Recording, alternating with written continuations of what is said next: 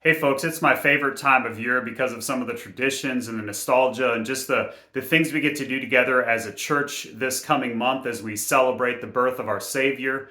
And officially last Sunday was Advent, the first Sunday of Advent this past Sunday. But because there are 4 Sundays in December, finishing with Christmas Sunday on December 25th, and we'll have a morning worship celebration that morning.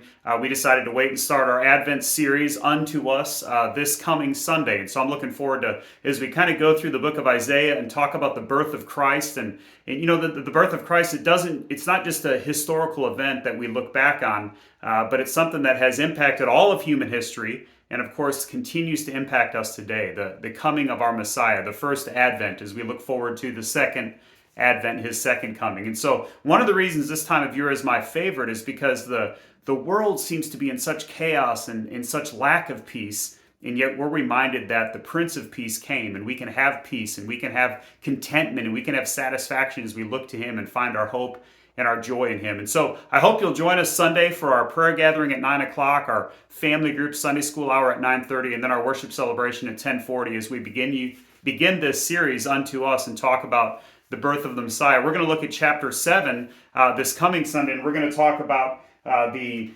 promise of power. And we're going to be looking at promises over the next several weeks or over the next month. And this Sunday in particular, talking about the promise of power, because I'm going to challenge you to slow down during this Advent season and really rightly respond to God's promises. And of course, one of his promises was in Isaiah chapter 7, the promise of the virgin birth. And so we're going to talk about that on Sunday and talk about two proofs of God's matchless power. And how do we respond to that power? So read Isaiah chapter 7, join us Sunday, spread the word, let's celebrate the birth of our Savior together.